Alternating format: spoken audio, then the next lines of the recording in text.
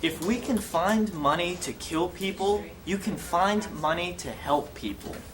These famous words are from Michael Moore's famous 2007 documentary Sicko, which helps shed light upon the problems of the American healthcare system, and these problems are what is currently leading to today's reform attempts.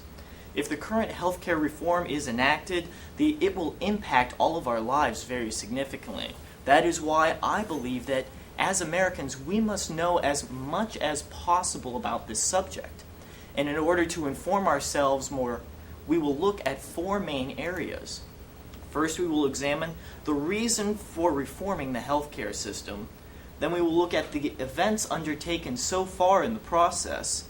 Then we will look at the benefits if the reform ends up passing. And then we will look at the drawbacks. In order to understand the healthcare debate, we must understand the problems that caused Congress to consider this reform. First and foremost, the failing healthcare system. Our current private market system, where private companies compete against each other, is simply not working. The World Health Organization states on June 21st of 2000 that the United States ranks 37th out of 191 countries in overall healthcare. This is very poor considering we spend the most of any country on our healthcare system. And as Kathleen Sebelius, the Secretary of Health and Human Services, states in the Washington Post on August 4th, 2009, in 2008 this amounted to 16% of our gross domestic product. And she estimates that by the year 2040, healthcare spending will equal 34% of our GDP, an amount that is not sustainable and is not able to be paid by many Americans. Now, the amount that the average American has to pay for their health insurance is over $8,000 per person, and as a nation, we spend over $2.5 trillion. And by the year 2018, only 9 short years away, it is estimated that the average person will have to pay over $13,000 for their health care, and as a nation, we will spend $4.3 trillion. Another big problem that many people are facing is that there are simply too many uninsured people. They're currently in the United States, as Dr. Jolyn Helsel, a professor at Youngstown State University, states on October the 14th, 2009, currently there are 47 million uninsured people in America. That's 15% of America's population. And of these people, 85% are American citizens, meaning that American citizens are suffering simply because the cost of having health insurance is far too high. Even more astounding are the estimates of the number of people who have died. In 2008, approximately 22,000 people passed away who would not have died had they had health care. And because the rising costs are so exorbitant, it's estimated that by the year 2019, 66 million people will be forced to forego health insurance. Because of this obviously dire situation in America, the House of Representatives and the Senate have begun the process of slowly reforming the system. Patrick O'Connor and Chris Frates of the political news organization state on October 29, 2009, that the House of Representatives began by committees introducing 3 bills. These 3 bills came from the House Ways and Means Committee, the Energy and Commerce Committee, and the Education and Labor Committee. Now, after these were introduced, the leaders of the House of Representatives, for example Nancy Pelosi, merged the bill into one single 1,990-page document, which was just voted on in the past weeks, and it passed 220 votes to 215 votes. And now the iota is on the Senate, as they are next in line to see what they can pass. Robert Pear and David Herzenhorn of the New York Times state on November 21st, 2009, that the Senate just recently introduced a merged bill from 2 of its committees, the Senate Health, Education, Labor, and Pensions Committee, as well as the Senate Finance Committee. This 2,074-page bill was just open for debate as the cloture vote was passed 60 to 39. This is the vote to stop a Republican filibuster, meaning that now the senators will go on debating this bill, and this could last well into January or even a few months beyond.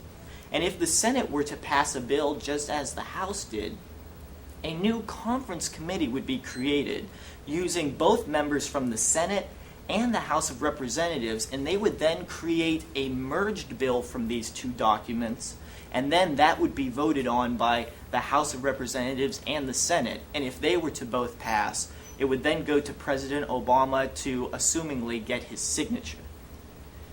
If the proposed healthcare reform were to pass, America's healthcare system would improve greatly.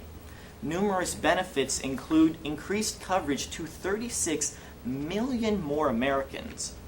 As Dr. Teresa Riley from the Economics Department at Youngstown State University states, individuals are mandated to have insurance under this new plan, and companies who have a payroll over $500,000 as well must provide insurance to these employers, thus making insurance more accessible to those individuals in America. Also, the poor will be greatly helped because subsidies from the federal government will be given to them so that they can better afford health care. As well, insurance companies will, from the passing of the bill, be prohibited from discriminating against people on the basis of pre-existing conditions, meaning that anybody who wants insurance and can pay for insurance will get this insurance. As well, there will be no arbitrary caps. That's where insurance companies say that you can only use so much money from the insurance company per year or per lifetime. There's even a horrifying story from a 10-year-old in South Florida that had to have his arm amputated in a tragic accident that has now maxed out his health insurance benefits for the rest of his life. And also advantageous to many consumers, national security exchanges will be set up where different insurance companies will bid to the individual consumer, allowing them to choose the lowest price. And it is here that the public option would come into play, as the government-run health insurance company would be one of these companies that is bidding to cover the individual. Also, the bill would improve by reducing the national debt. The House bill is estimated that it will reduce the $1.2 trillion budget deficit by $30 billion in the next 10 years. And Robert Pear and David Herzerhorn of the New York Times opine on November the 19th, 2009, that the Senate bill will probably be even more effective by reducing the deficit by $127 billion over the next 10 years. Now, clearly there are numerous benefits to reform, but we also have to examine significant drawbacks that are involved in this issue. First and foremost, there are many controversial issues which is causing most of the gridlock in Congress right now. For example, the Stupak amendment in the House bill bans people who receive federal subsidies from choosing a health plan that covers elective abortions.